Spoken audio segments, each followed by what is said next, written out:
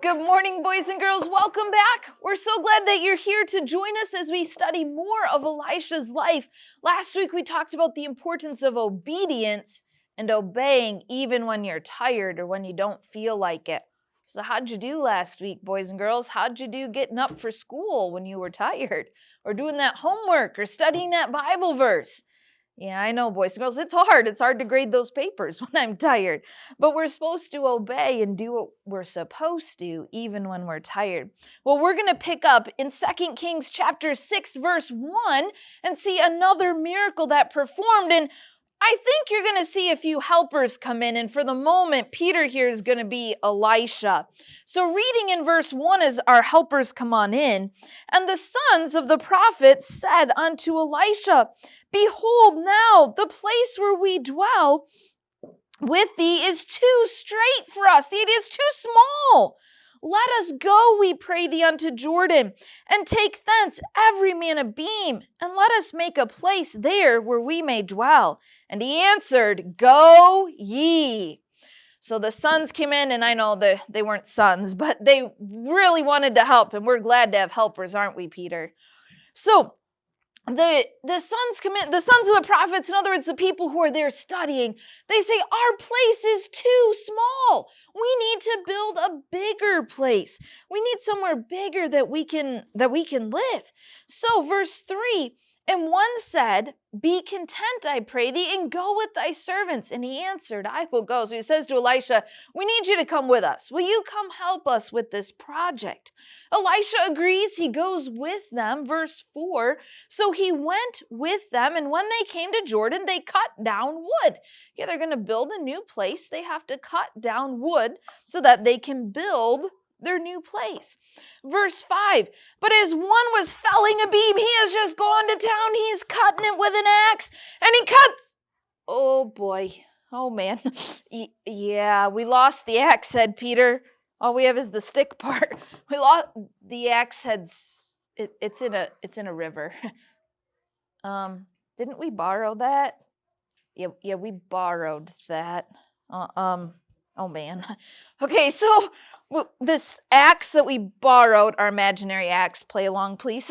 Our imaginary axe head flew in the river. Well, boys and girls, some of you are smart enough to know that metal doesn't usually float, it sinks. Yeah, the axe head, it is gone. And we borrowed it. All right, well, let's see what the Bible has to say. Verse 5, but as one was felling a beam, the axe head fell into the water, and he cried and said, Alas, master, for it was borrowed. Verse 6, and the man of God said, Where fell it? And he showed him the place, and he cut down a stick and cast it in thither. Thanks, Peter. Do you see what I see? The axe head is floating. When he threw the stick in the water, the axe head rose. It says the iron did swim. Okay, now for those of you literalists, and exactly, Peter, picturing the piece of iron swimming, but the idea is that God performed a miracle, boys and girls. Iron on its own does not float. It does not swim. But God allowed it to rise from where it had sunk. Verse 7, therefore he said, Take it up to thee.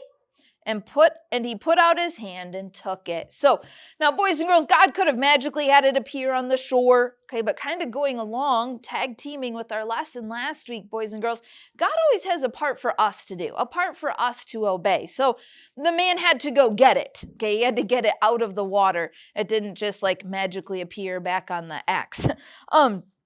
We have to do our part. We have to obey. But boys and girls, we see the power of God, that he could make that iron float. We were recently discussing that in junior church as well, about the power of God and the things that God has power over. Boys and girls, how do you treat items that are borrowed? Would you have just been like, oh, well, that's good, wasn't mine. Too bad for the owner. He lost. I hope you don't do that, boys and girls. I hope when you borrow something, you treat it well and with respect, with the intent of returning it, not borrowing it to keep it, but borrowing it to return it. And I hope you do treat it with respect. We can also see in these few short verses, Elisha had an impact on his men. One, the sheer number of them who were following God, the sons of the prophets, as it referred to them. There were so many of them that they needed to build a bigger place, but also the idea that they wanted Elisha to go with them. He had a direct impact on them and they wanted him around. How are you impacting those around you? Are you someone that people want to be around? They enjoy having you there? Or are you someone that people are like, yeah, they're there, I'm not gonna go?